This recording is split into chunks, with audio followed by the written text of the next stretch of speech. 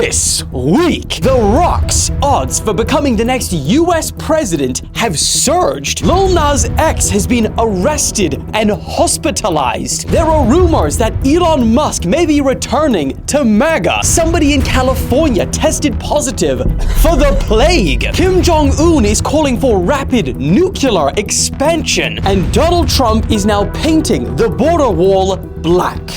And yes, it's exactly for the reason you think. All of that and so much more. God damn it, it's good to be back. And I've got so much to tell you at the end of today's video. So let's just stop the yapping for once. And let's get cracking.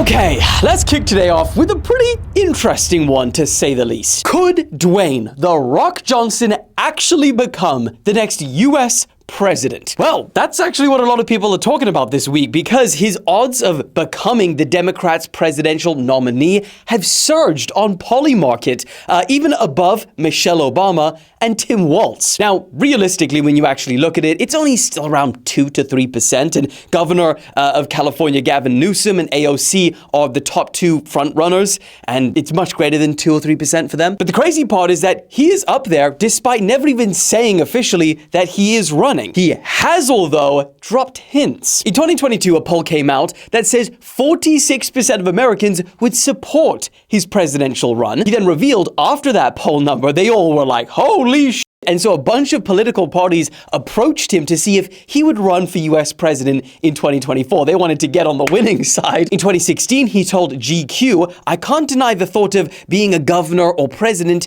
is alluring," so you know that he kind of wants it. And then a year later, he told Variety that the 2024 presidential campaign was, quote, "a realistic consideration." So why didn't he? Well, apparently it was because of his kids that he didn't run. You know, he didn't want them to be drug into the world of politics. It's not fair for them, especially since a few of them, I think, are very still young. However, despite this, in a podcast then with Trevor Noah, he said, if that's ultimately what the people would want, then of course, I would consider it. And hypothetically, if he did run, as of right now, the odds are that he'll be running against JD Vance, weirdly, with Donald Trump still in third place to run for a third term. So the world's still a weird place when it comes to odds. So I guess the question is, what do you guys think? Is The Rock exactly what the Democrats need right now? A very masculine figure? Or would AOC or Gavin Newsom be a better choice? Let me know what you guys think, but moving on. Also this week, Lil Nas X has been arrested and hospitalized. Now, according to TMZ, who obtained this footage, he was strolling down the middle of a major street in LA on Thursday morning while only wearing underwear and cowboy boots. Now, reportedly, people in the area thought this was pretty strange, so they called the cops. And once the officers arrived, Nas charged at them and they had to subdue him and put him in handcuffs. Authorities said that this could have been a possible drug overdose, so they took him to hospital, where, as of the time of recording, he remains. But I want you guys to take this story with a giant glacier-size grain of salt, because I have covered so many of these celebrity losing their mind stories. And let me tell you something! 9 times out of 10, it's just a publicity stunt. Because the thing is someone getting arrested or being admitted into hospital almost forces news outlets to report on this, because if serious or if true, it's definitely newsworthy. Unfortunately though, a lot of people, especially celebrities, abuse this. And Lil Nas X in particular has had a long history of very misleading, if you would, marketing. I mean, just off the top of my head, do you remember the time when he went deep into the religion side of things? He started posting a bunch on TikTok about like him turning to religion, and he's gonna expose the music industry, that they tried to make him satanic, and he was building it up to this big point. Oh, shock. One of these points was that he was in hospital and he was showing the little cross and he was like, there, you know, God's gonna protect me in any circumstance. And obviously this had like hundreds of millions of views and was like, you know, people were talking about it. Well, guess what? It was just to release a single where he then dressed up as Jesus, which was like, you know, he got all the people that are Christian on his sides, and then he did that, and then it was just, the controversy was insane. Point is, I looked into it, just maybe he has an album coming up, and guess what? he does. He has an album on the way, and it's not just any album, it's his second studio album since he blew up. So a major, major album on the way. So if you are worried about him, I would say probably he's gonna be fine, but moving on. Okay, next story is a bit of a throwback for all my OGs. So first, we had radioactive wasps. Remember that? Remember that story we covered? And then the next week, we had radioactive rhino horns in South Africa. Hope you remember that one too. Well, guess what? This week, we now have radioactive shrimp. What is happening? So the US FDA have just instructed Walmart, of all places, like the most popular supermarket in America, to recall 3 batches of its great value brand shrimp sold across 13 states because they detected cesium-137, which is a radioactive isotope in the shrimplnmnmn. Now, it was detected on the shipping containers from an Indonesian supplier, and the absolute bizarre part about all of this is that cesium-137 is a byproduct of nuclear reactions, specifically reactor operations and weapons testing. Indonesia? I'm sorry. Hey guys, is there something we need to know about your shrimp and what you're doing with them? Because I would like to know. Imagine you're just trying to cook up a bit of shrimp on the Barbie and you get bit of nuclear weapon in my mouth. In fact, guys, this may have just been an epiphany of the century. A few years ago, I ate shrimp myself, I believe for one of the first times, and I broke out into the weirdest, this was in Bangkok, Thailand, by the way, into one of the weirdest allergic reactions I have ever experienced. And I didn't ever think that I was allergic to prawns or shrimp and I've never had a problem since then. Maybe this is all starting to make sense. I ate a little bit of nuclear weapon. Alex is showing you what happened to me. I looked like Deadpool under the suit when I ate that, and I threw up. And the crazier thing is that only lasted for like overnight, and then I woke up the next morning and I was like completely fine. Maybe I got a bit of radioactive isotope. Maybe I'm gonna grow a third eye next year. Wow. Maybe I'm not allergic. Point is, watch the shrimp that you're eating. Moving on. Okay, this next one could be one of the biggest plot twists we've ever seen. There are now rumors this week that Elon Musk could return to the Maga movement and the Trump administration. The prodigal son has returned. Now, obviously, we all know about the fallout of the generation that he had with Trump and, the black eye, and which I still would love to get to the bottom of, but, story for another day. I mean, he freaking accused Trump of being in the Epstein files, which I would argue is one of the biggest reasons that Trump is getting the freaking flack that he's getting with the Epstein files now. He said that Trump's big beautiful bill would be destroying the country. He even threatened to create his own party to rival it called the America Party. So how the hell do you come back from that and then return? Well, after making all those claims, it's worth noting that he did say, he regrets some of the things that he said. And then recently he started to make a few positive comments, like he commented a fire emoji and a laughing face when Trump was showing the Trump 2028 hats to all the European leaders. So are you on Trump's side or you're not, Elon? We're getting real sick of this corn casserole at this point. And now, to top that all off, the Wall Street Journal has made a report, and they're claiming that they have inside knowledge that Musk is wanting to maintain ties with JD Vance, and that he's even trying to backpedal on his own political plans. Who saw that one coming? Now, according to the report, Musk has told allies that he wants to focus his attention on his companies, and he's reluctant to alienate powerful Republicans by starting a third party. So it seems like what they're saying, it's for his businesses. They also noted that Musk has been staying in touch with JD Vance in the past few weeks, and the report even says that Musk could use his resources to financially back JD Vance for a presidential run in 2028.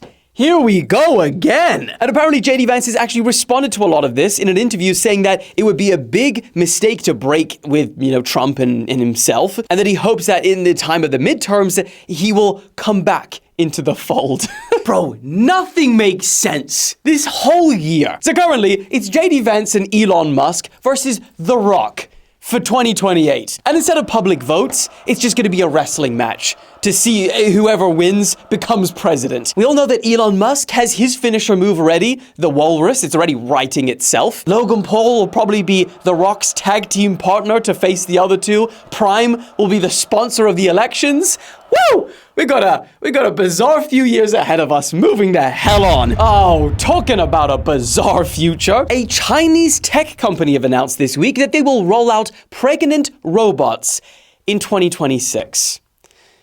Sounds ridiculous, but it's true. But I will note, remember that glacier of salt we spoke about with the Nas X story? We'll take the leftovers and put it in this story too. Because Kaiwa Technology are designing a bot with an artificial womb that will essentially work as a surrogate mother. Now, the fetus will receive enough nutrients through a hose, and it'll be carried for about 10 months in the robot in synthetic amniotic fluid. And they say, if they get legal approval, they have the capability for it to be introduced as soon as next year. The company says it will cost around 100,000 won, which will be $13,000, which obviously versus a human surrogate is like a fraction of the price, and that this is all for couples who are struggling to conceive. Now, let me just address two elephants in the room. One, the ethical implications for this are just endless. I don't believe in the next maybe even 10 years this could possibly get legal approval. And then two, there has been no human trials. There's no medical data to back up that, oh, this can just start running in 2026. It's full of dodgy things. So interesting headline, interesting for us to imagine in the future. Big grain of salt. Moving on. Also this week, and this may not be news to some of you, but it is to me, and it probably will be to a lot of you too. Putin's poop bag when he went to Alaska. That's a real thing, and it's been going on for several years. Because I'll be honest, when I first read the headline, Putin's poop bag, blah, blah, blah, I thought, oh, what is this? Like some hit piece propaganda, like, oh, funny. No. It's not just Putin that has a poop bag. Several world leaders. This is almost standard. Apparently, whenever he travels and needs to use the bathroom, the waste goes in the poop suitcase. Baron Trump does not like that suitcase. Now, this is apparently to prevent other nations and bad or good actors, depending on which side you're on, from getting a hold of his fecal matter. And they believe that if they do, that would be a grave national security threat. They say that this could provide, other foreign powers with very sensitive information relating to Putin's health, or even allow them to use the DNA from the shit to develop diseases that could be specifically designed from that to take him out, to make it extra lethal for him as a person. And I mean, reading this, I was just like, how could you even want to live like this as a human, to be that powerful where you can't even shit in a toilet? And it also made me think, what about Kimmy? Huh? He's in a bit of a tricky situation with this because he's told his, country that he doesn't pee or poo. That's a real thing. Like, he apparently, works so hard that it just evaporates. It just burns it all as fuel. So if he travels, which, I mean, he very rarely, if ever, does, and he's caught with one of those suitcases, he either goes to the toilet and he risks that, or he has a suitcase with him. Either one, we're going to be watching. Mr. No Pooper. Moving on. Also this week, in the first case of its kind, an American man will be physically castrated after he attempted to a 7-year-old girl. And apparently, this is going to be the first in the US under a new Louisiana law. And I'm not going to lie to you, if you read even any of the comments, people are just putting W's in the chat for this. I'm just going to tell you straight up. Now, Louisiana is the first and only state to allow surgical castration, and for that to be used as a punishment for certain sex crimes, and now it's actually going to be carried out for the first time. And this is the man making history, 37-year-old Thomas Allen McCarthy. And this guy is a piece of what would go inside Putin's poop bag. He is being classified as a tier 3 offender and is considered one of the state's worst child predators. I'm not even going to go into what he has done on this channel because it is just not even appropriate at this point. But just know it is the worst imaginable things. Now, he has agreed to be both physically and chemically castrated as part of a plea deal, which will be in return for a shorter prison sentence. But reportedly, he's still going to be in prison for 40 plus years. It's also worth noting that he's not actually going to be castrated now. It says no later than 1 week prior to the offender's release from the institution, which will be in 40 years' time. And at that point, he's going to be close to 80 years old. So some would argue that now would be a better time, but, you know, moving on. Also, this week, someone in California tested positive for a bit of the plague. Just a slight bit of the plague. You know, the one that killed 200 million people in Europe. The one that wiped out 60% of the continent's population. You know, the Black Death? That one.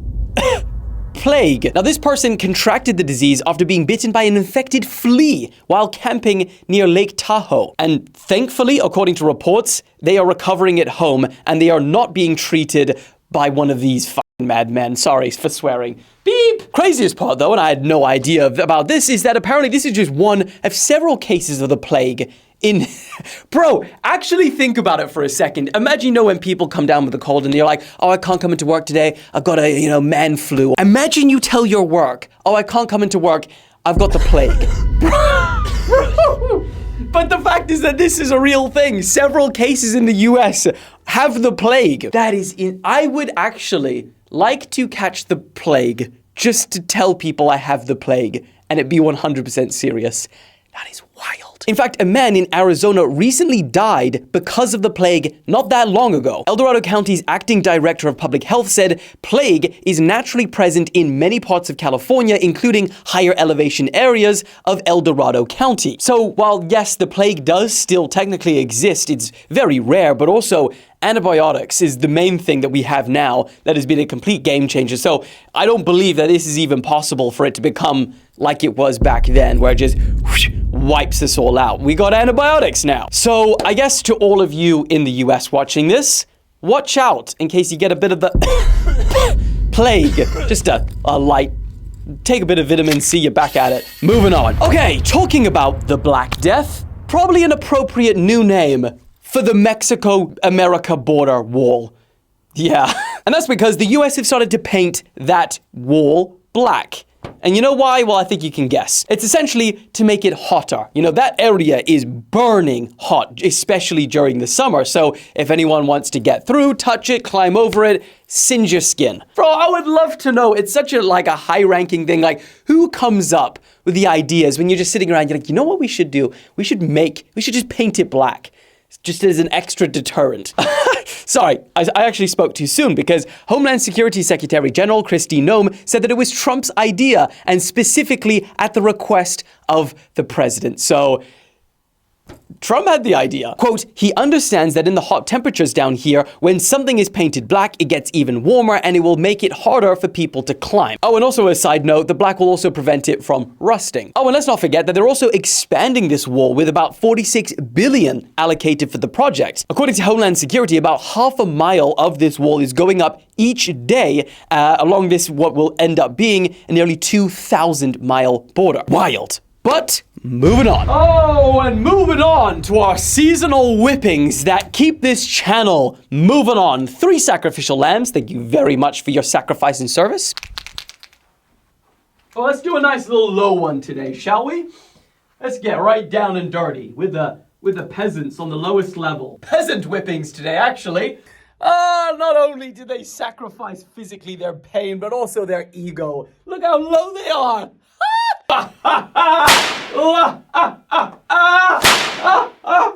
You losers! Woo! Subscribe to the channel for those jokers. Now, for our biggest story of the day, I've been waiting to show you guys this letter. It's an official letter from the government of...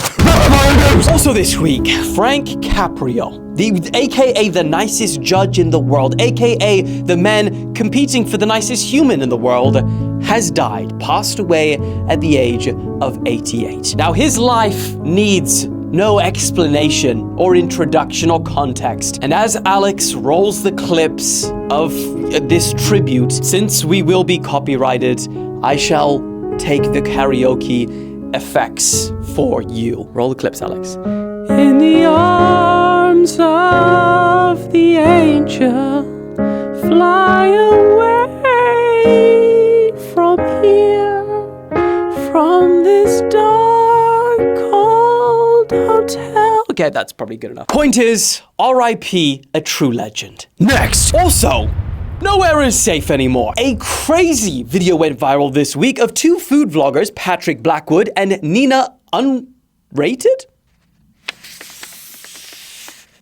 That can't be her surname. A crazy video went viral this week of two food vloggers, Patrick Blackwood and Nina Unrated, who were filming at a restaurant, just eating, when a freaking car slammed into the side of the restaurant.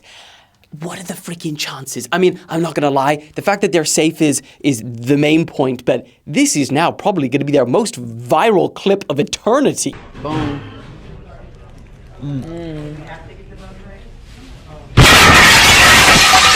Now, they are both okay, luckily. Minor injuries. But Nina said, this experience showed me who truly matters. Life is too short for grudges or anger. Let go, forgive, live in the now, and cherish those around you. This could have been our last meal.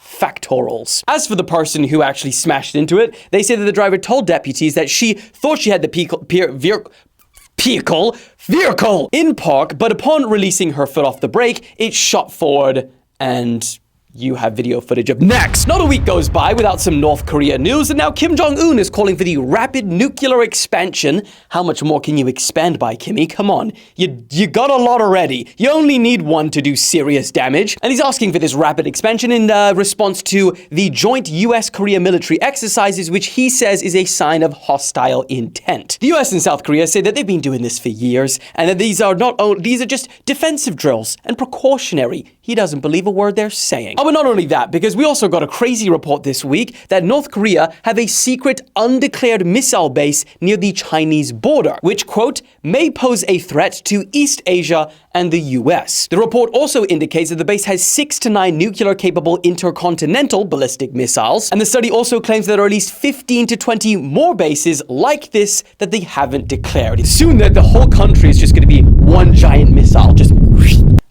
next. Oh, and also an update on a story that we covered, it was quite a while ago, but it was also interesting. We needed an update, and I provide updates. I say at the end of everything, I'll keep you guys updated, but guess what I am now? The son of Norway's crown prince has been indicted on 32 counts, and those include 4 counts of rape, domestic violence, making threats, and also traffic violations. While we're charging him, just chucking the traffic violations in there too. Now, the rape charges involve allegations that Højby assaulted 4 women between 2018 and 2024, which include, reportedly, these things occurring while the victims were asleep. He's also accused of filming these assaults without consent. Now, that could see, if charged and found guilty at all, 28 years behind bars. That's significant. Now, the trial is expected to begin in January. He has denied all charges of rape and violence, but I'll keep you guys updated, and that's my promise to you. Oh, and also not far away, over in Sweden, this week, they wanted to relocate a 113-year-old church. So they didn't take it down, disassemble it. They moved the entire thing. And boy, does it look strange. Now, they got this massive thing on essentially what would act as a trolley with 224 wheels, and it has to hold the church, which is 672 tons. Wild. Now, the reason they had to move it is because the ground was potentially unstable, because they'd been mining in this area for iron ore for like more than a century. So they decided, all right, we better move it to be safe. That took 2 days to go 5 kilometers, which is actually, pretty impressive. It's very slow. But they also had to remove lampposts and traffic lights along the road to make way for a massive church. Now, it has arrived without being damaged, so W. Pretty impressive. And then for our final news story, it's a life update, guys. So the reason I had to miss Wednesday's video is I just got back from 3 days of reevaluating life. So I booked a hotel, I put my phone on D&D, isolated myself from all breaking news that could have bombarded my thoughts, and I just hardcore brainstormed and thought for 3 days straight, what's next? Seriously, what is next? Where the hell do I want to take the News Daddy empire. I mean, because I don't really speak about it on the channel or publicly at all, but behind the scenes, there's a lot of different directions that I'm being pulled, a lot of different shiny opportunities, which I'm very thankful for, coming to me. But these are such amazing opportunities that they're not just side hustles. These are career-changing, life-changing directions and opportunities. So you don't make those choices off of a whim, you know? And I really needed just like a few days, because every single day I'm so zoomed into the news. What am I going to talk about today? That I don't have a second to think about, okay, where are we going? And I can't explain to you how weird it was just to think for 3 days straight. I felt like a freaking monk on a mountain. But I am happy to report that it was very successful. I have come back with clarity and focus, and I now know exactly what I need to do, I hope. You can only make bets at this point that this is the right decision, but I've made a decision. And ironically, the whole plan was to go out there and discuss, like, what is the next big thing? And ultimately, the decision I made was putting that next big thing on pause. Yeah, I'm not fucking leaving. I'm not fucking leaving. There is just still so much I want to do. So much we have left to journey through together on TikTok and YouTube, especially YouTube. And so I'm gonna say it, I'm not ready to move on with the next shiny object and career point in my life. So you're stuck with me. In fact, I'm doubling down. YouTube and TikTok will remain my #1 priority. I've got so many exciting new ideas, things to do, different styles to test out on the channel. So I'm happy. So with all that being said, I'm here to stay, and 3 YouTube videos a week, that's what it's gonna be like, and also some really exciting new styles of video, new community hub. I'll tell you all about this soon. So with all that being said, I just wanna say thank you guys. Thank you for always watching, liking, subscribing, because without this, I would have probably chosen to get distracted by new shiny objects, but you have just, you kept me in it, and I'm loving it, and I'm loving it. So I'll see you guys on Monday. Have a fantastic weekend, and I don't know, Hakuna Matata, I don't know. Woo!